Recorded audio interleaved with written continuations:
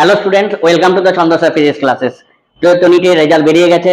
আমাকে অনেকে তোরা কোশ্চেন করছিস বা এসএমএস করছিস বা ফোন করছিস যে লাস্ট আমাদের ফার্স্ট কাউন্সিলিং এ লাস্ট কাট অফ কত নামতে পারবে অল ইন্ডিয়া কাউন্সিলিং এ। দেখ, আমি একটা স্ট্যাটিস্টিক্স নিয়ে কাজ করছিলাম এবং সেটা থেকে যেটা বোঝা যাচ্ছে যে যাদের মার্কস 550 মতো তাদের কিন্তু around all India rank 11,000 around আসছে।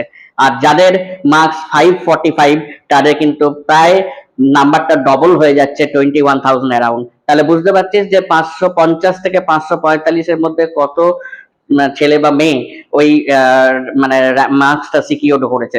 তার মানে ওইটুকুন মার্কসের ডিফারেন্সের জন্য প্রায় ডবল র্যাঙ্ক চলে আসছে।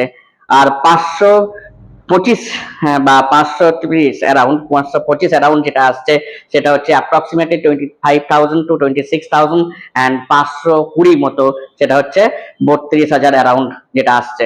তো ফার্স্ট কাউন্সিলিং আমার যেটা মত মানে আমার নিজস্ব যেটা মত সেটা হচ্ছে 520 অ্যারাউন্ড তোরা ফার্স্ট কাউন্সিলিং এ সেফলি তোরা মেডিকেল কলেজে কিন্তু অ্যাডমিশন নিতে পারবি। আর যাদের মার্কস 510 বা 505 বা 520 নিচে তাদের একটু রিস্কি আছে, তোরা কিন্তু সেকেন্ড কাউন্সিলিং বা মপ আপ রাউন্ডের জন্য ওয়েট কর। কিন্তু তোরা মানে মানে কনসেন্ট্রেশন হারানোর বা দুঃখ করার কিছু নেই। আশা করি তোরা সেকেন্ড কাউন্সিলিং এ পেয়ে যাবি।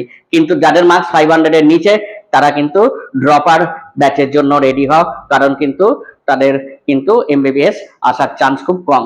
থ্যাংক ইউ ভিডিওটা দেখার জন্য।